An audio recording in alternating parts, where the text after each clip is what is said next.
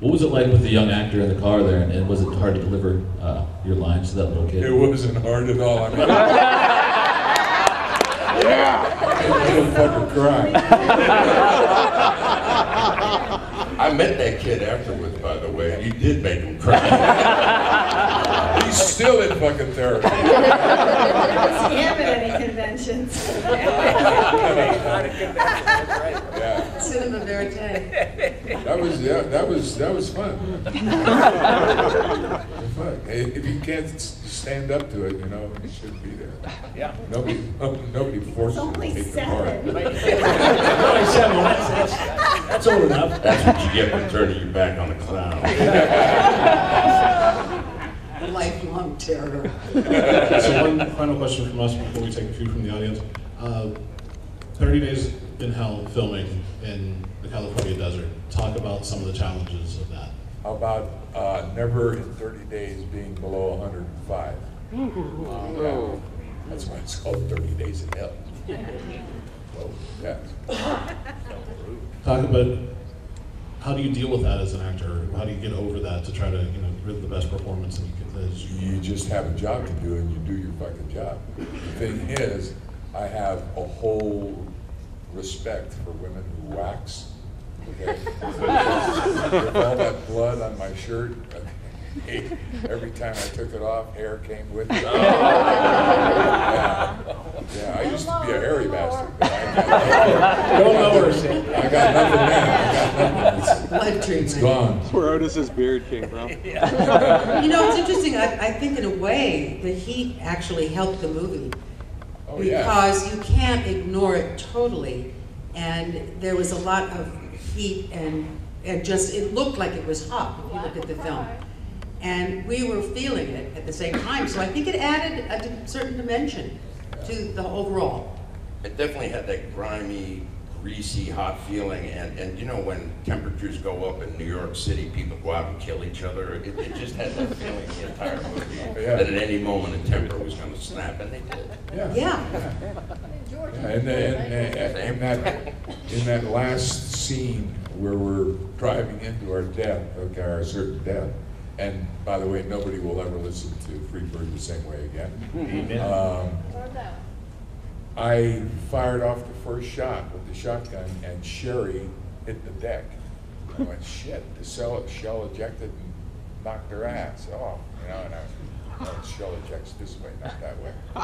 But she had never been around large weapons like that. No one gave her an earplug. And when that boom went off right next to her, she just recoiled. Her ears were ringing for about 2 days after that. Well, several days after that, and that's why the masks came in for the original shootout at the house. When Rob designed those masks, it was because Sherry had been hurt by the shotgun. And I kept saying, because I'm a shooter, I kept saying, you mean no one gave her an earplug? You just, the ones, you can't see them, you know. But nobody had thought to do that. So that's where the masks came from, that scene. Again, this film was done when it was shot. Nowadays, nobody fires guns anymore. Those flashes are all put in post for the most part. You know, the general films, squibs are put in later on. You know, like this was all with Kane. There was squibs put into the cars. And that's why movies suck. Yeah. They don't even jump real cars anymore. You jump cars, it's all CG. Sharks are CG'd. Because when I started in the business, the special effects guy would come around and spray some alcohol in the barrel of your gun before you... To give a little more flame. Oh, yeah, right? give it a little more flame. Now they don't do shit. What's really funny is now they do use all these strange guns that look like cap guns and add explosions, but what's really funny is not everyone is a really dedicated actor. So when you watch scenes like that, they have no reaction to a gun going off at all. It's like you see nothing going on. So to me, it's the worst thing that's ever happened to film.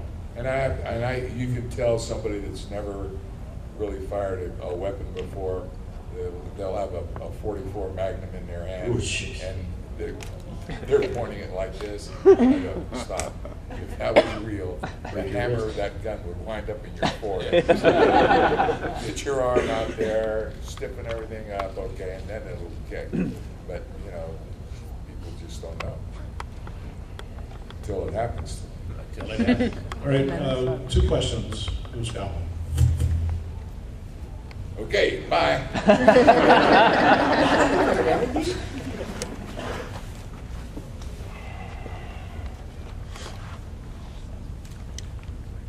Hey guys, we love you. Thank you for all that you do. Bill, I got a question. The Tiki Motel scene, it was so intense.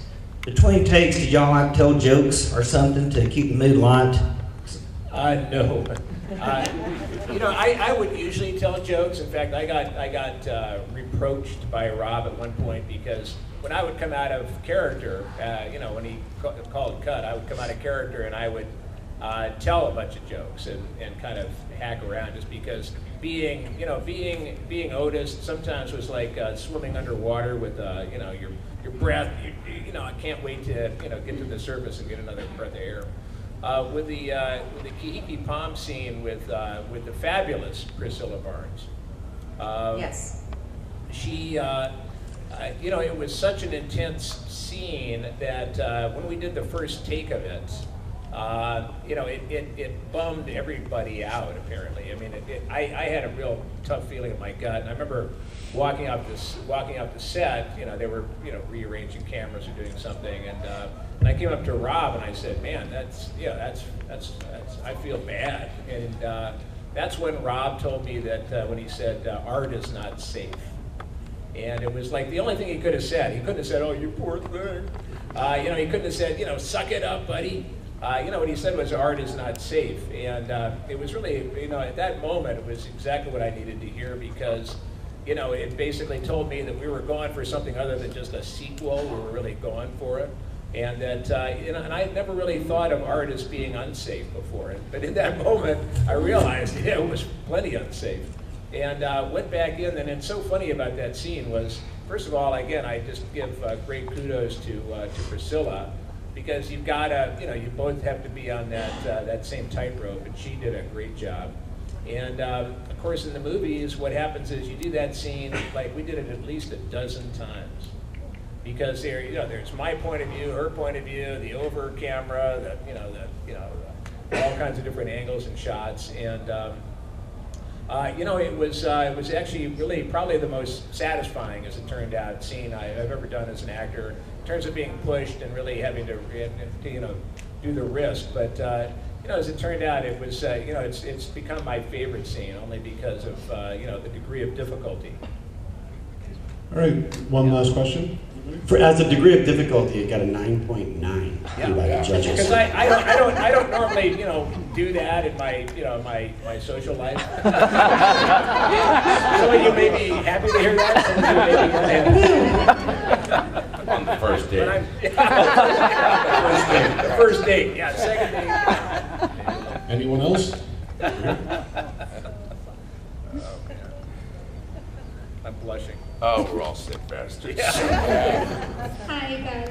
My question is, if you guys had the opportunity to bring back the Firefly Clan, to bring back your characters, would you do it? That would be a very difficult thing to do, because people have come up with all kinds of scenarios, like prequel. Well, we have to be younger. I don't really make no men that can do that to this. CGI. There you go. And there's just a certain thing that's satisfying to me, and it was Rob's feeling as well, that it's over. And the idea to me of doing The Devil's Rejects 9 just made me throw up. I just, I'm not into that rerun kind of situation. Now, I have expensive children, so I'm not. Well, at the time, I had an expensive wife. I don't now. My wife now is very cool. So. Well, that's a sequel. That's right. A better one.